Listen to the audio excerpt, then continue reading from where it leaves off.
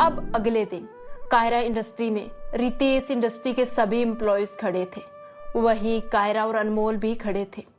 कुछ लोग सभी के नाम पता सब नोट कर रहे थे। अभी और रितेश वहीं खड़े थे। रितेश तो बस कायरा को ही देखे जा रहा था। आज 2 साल बाद फिर वो उसे प्यार से देख रहा था जैसे पहले दिखता था।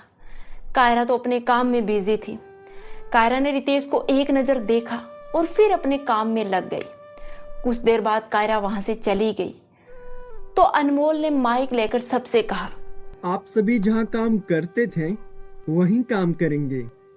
आपको कोई परेशानी ना हो इसलिए मैडम ने ये फैसला लिया है कि वो कंपनी मैं संभाल लूं ताकि आप सबको यहाँ इतनी दूर ना आना पड़े। और मिस्टर रितेश, आप मुझे पर्सनली मिले, आगे आ जाएं। कैसे हो अनमोल? तुम्हें इसी कंपनी में काम करना है। और हाँ, आने और जाने से पहले इस रजिस्टर में अपना सिग्नेचर करके जाना है जो तुम्हें सबसे ऊपर वाले फ्लोर पर मिलेगा। और आपके लिए लिफ्ट अलाउड नहीं है तो सीढ़ियों से आना होगा। तो दोस्तों, आज रितेश का पहला दिन है। जैसे कि उसे पहले ही बता दिया गया था कि आने और जाने पर उसे सिग्नेचर करने 7वें फ्लोर पर जाना होगा, जो रितेश के लिए एक बहुत डिफिकल्ट टास्क था। इसमें अपना नाम, मोबाइल नंबर और सिग्नेचर करके जाओ।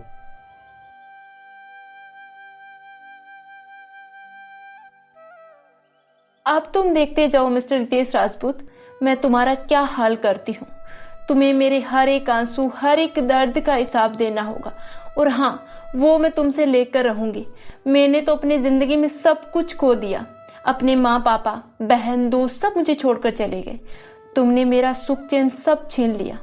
जितनी मैं रोई हूं ना, जितना दर्द मैंने सहा है ना, उससे 100 गुना दर्द अब तुम्हें झेलना होगा। कायरा ये सब सोचते सोचते अपना सर पीछे कुर्सी से टिका लिया और आंखें बंद कर ली। अब तो रितेश को सभी अजीब नजरों से देख रहे थे। तभी 2 लोगों की कुसुर पुसर रितेश के कानों में पड़ी। देख, कितना अमीर आदमी था और अब कितने बुरे दिन आ गए बेचारे के। लड़कियों का चक्कर था, बर्बाद तो होना ही था। अब रितेश तो बेचारा चुपचाप लोगों की बातें सुने जा रहा था, क्योंकि वो जानता था कि उसके हालात अब ठीक नहीं थे। कुछ कहना मतलब लोगों से दुश्मनी मोल लेना। जब सभी लोगों के घर जाने का वक्त हुआ तो रितेश भी उन लोगों के पीछे पीछे चल पड़ा। तभी सब लोग एक एक कर रजिस्टर में अपने सिग्नेचर कर रहे थे तो रितेश को भी याद आया। अब रितेश समझ चुका था कि ये सब कायरा ने जानबूझकर उसे परेशान करने के लिए किया है। तो रितेश के चेहरे पर परेशानी और गुस्सा साफ नजर आ रहा। कायरा आज इतना लेट होने के बावजूद भी ऑफिस में बैठी हुई थी, क्योंकि वो रितेश की सारी एक्टिविटी देख रही थी। कायरा ने फिर खुद से ही कहा, अभी तो शुरुआत है मिस्टर रितेश राजपूत। आज तो तुम्हारा पहला दिन था और तुम इतने थक चुके हो। सो सैड यार। अब रितेश के जाते ही कायरा ऑफिस से बाहर आई तो बाहर रितेश कायरा को देख रहा था, लेकिन कायरा तो उसे इग्नोर करके चली गई वहां से। रितेश बेचारा बेबसी से उसे देख रहा था।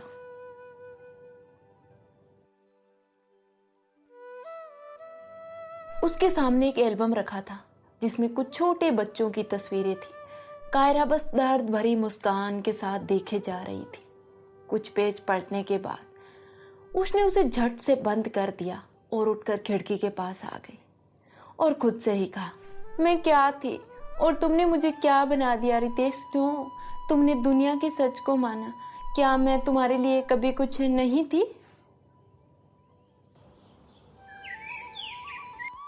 अब अगले दिन सुबह सुबह अभी और रितेश डाइनिंग टेबल पर मिले तो, कैसा रहा आपका कल का दिन? आप कल बहुत ज्यादा थके लग रहे थे, इसलिए रात में कुछ पूछा नहीं मैंने। ठीक था। उफ, काश मैं आपके साथ रहता इस कंपनी में भी। नहीं, अभी तुम वही ठीक हो। दोनों ने अपना नाश्ता कंप्लीट किया और अपने अपने काम पर चले गए। आज रितेश का फिर से वही काम था। अब धीरे धीरे दिन बीतने लगे। रितेश को अब आदत हो चुकी थी। वो अपने काम को बखूबी करने लगा और अब उसके चेहरे पर कोई थकान नहीं होती थी उधर कायरा रोज शाम को रितेश को देखती, लेकिन नफरत भरी नजरों से। कायरा को ये कतई बर्दाश्त नहीं था कि रितेश अब सुकून की जिंदगी जिए। कायरा आज ऑफिस में इधर से उधर चक्कर काट रही थी। उसे समझ में नहीं आ रहा था कि आखिर वो क्या करे जिससे रितेश उसी तरह से तड़पे जैसे आज से 2 साल पहले वो तड़प रही थी। फिर कायरा ने अपना फोन निकाला और अनमोल को कॉल कर दी। Hello Anmol. Yes ma'am. Anmol, जो मैं चाहती हूँ वो नहीं हो रहा। मैं उसे तड़पते हुए देखना चाहती हूँ। एक काम करो, कल से उसे अपना मैनेजर बना लो। आपको पता भी है आप कह क्या रहे हो? बिल्कुल पता है कि मैं क्या कह रहा हूँ, और ये मैं क्यों कह रहा हूँ इसका जवाब भी है मेरे पास। दी, तुम्हें याद नहीं उसने क्या कहा था? वो तुम्हारी शक्ल तक नहीं देखना चाहता, तो तुम सारे दिन अपने सामने रखो और हुक्म बजाओ। उसे भी तो पता चलना चाहिए कि उसने कितना कीमती हीरा ठुकराया है। ये तो सही बात है अनमोल। और कायरा ने फोन रख दिया और फिर किसी को फोन किया और कहा, कल से रितेश राजपूत मैनेजर हैं, आप उन्हें आज ही इन्फॉर्म कर दो और कल से वो आना स्टार्ट हो जाए। ओके। उधर रितेश को जब पता चला कि कल से वो कायरा का मैनेजर है तो उसकी खुशी का अब कोई ठिकाना नहीं था, क्योंकि वो कायरा को देख सकेगा, उससे मन भर के बातें कर सकेगा। आज रितेश सीधा कायरा के बगल वाले केबिन में आकर बैठ गया। वो बैठा ही था कि सामने रखा फोन बजा। रितेश ने फोन पिक किया तो सामने से कायरा की आवाज आई, रितेश आप यहाँ बैठने के लिए नहीं आए हो, जस्ट अभी के अभी मेरे केबिन में आइए। Yes ma'am. रितेश जैसे ही कायरा के केबिन में एंटर हुआ, कायरा को देखकर वो वहीं गेट पर खड़ा हो गया, क्योंकि कायरा ने हाथ दिखाकर उसे वहीं रुकने का इशारा किया। कायरा बिना रितेश की ओर देखे ही कहा, मुझे अभी जस्ट नाउ आज की सभी मीटिंग्स की जानकारी चाहिए। आज किसके साथ क्या डील्स करनी है वो सभी। ओके। लेकिन मैम, मैं तो अभी आया हूँ। तो इसमें मैं क्या कर सकती हूँ? देखो आपके पास में आधे घंटे का वक्त है, जल्दी से तैयार करके फाइल्स मेरी टेबल पर होनी चाहिए। वो मैम। अब जल्दी से जाओ और आधे घंटे के अंदर फाइल रेडी करके आप मेरे कैबिन में होने चाहिए। Yes ma'am. कहते ही रितेश अपने कैबिन में वापस चला गया। उसके जाते ही कायरा ने दरवाजे की ओर एक नफरत भरी नजर से देखा और फिर वापस अपने काम में लग गई। उधर रितेश अपने कैबिन में आया और अपने काम में लग गया।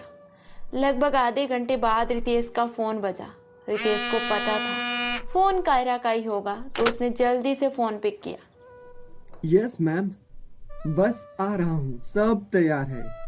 अभी 1 घंटे बाद मिस्टर मेहता के साथ आपकी मीटिंग है। उसके 2 घंटे बाद अखिलेश सर के यहाँ आपको डील साइन करनी है। ठीक है, आप जाकर इन दोनों की फाइल्स तैयार कीजिए। पर मैम, आपसे कुछ बात करनी है। मिस्टर रितेश, अपने काम पर ध्यान दीजिए प्लीज। आप यहाँ पर काम करने आए हो, मुझसे बात करने नहीं। रितेश को पता था कि कायरा का यही जवाब होगा, तो उसने वहां से जाना ही ठीक समझा और रितेश अपने केबिन में आ गया। रितेश ने गुस्से में फाइल टेबल पर फेंक दी और बोला, तुम समझती क्या हो अपने आप को? बस 1 साल और फिर मेरी कंपनी मेरी होगी। मैं इतनी मेहनत करूंगा कि 1 साल में अपनी कंपनी वापस ले लूंगा। लगभग आधे घंटे बाद रितेश और कायरा ने मिस्टर मेहता के साथ एक मीटिंग करी, जो मिस्टर मेहता की कंपनी में ही थी। मेहता ने रितेश को देखकर टोंट मारते हुए कहा, अरे रितेश जी, आपको तो बड़ी जल्दी जॉब मिल गई। कायरा जी बहुत बड़े दिल वाली हैं, जो आपको जॉब दे दी। हाँ, कायरा जी इतने बड़े दिल वाली हैं, तभी तो एक साथ बहुत से लोगों को अपने दिल में रख लेती हैं। मेहता उसकी बात का मतलब नहीं समझ पाए, लेकिन कायरा समझ चुकी थी। उसने किसी से कुछ नहीं कहा, मानो उसको पता हो कि आखिर आगे क्या होने वाला है। मैंने सोचा नहीं था इस भोले से चेहरे के पीछे एक चालाक लड़की है। खैर, हर्ष ने जो कहा वो सही हो नहीं सकता। ये जो थी आज भी वही है, जरा सा भी सिकन नहीं है चेहरे पर। रितेश ये सब सोच रहा था, लेकिन उसे ये नहीं पता था कि अब उसे आगे एक बहुत बड़ा झटका लगने वाला है। अब 2 दिन बाद रितेश और कायरा एक कैबिन में बैठे हुए थे। तभी वहां एक लड़के ने एंट्री की। लड़का करीब यही रितेश की उम्र का था। सॉरी दी, वो मैंने आपको इंतजार कराया। अजय तुम? दी, ये यहाँ क्या कर रहा है?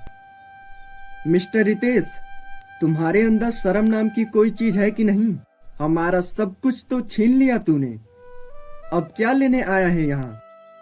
दी, इसे अभी के अभी यहाँ से बाहर निकालो, वरना मैं इसे मार दूंगा। रितेश तो बेचारा अजय को देखता ही रह गया। उसके हाथ पैर सुन पड़ गए थे। तो आखिर ये अजय कौन था? अजय का कायरा से क्या रिलेशन था? रितेश अजय को देखकर इतना डर क्यों रहा था? ये सब जानेंगे अगले एपिसोड में। तो चैनल को सब्सक्राइब करके बेल आइकन वाला बटन जरूर दबा लेना। धन्यवाद।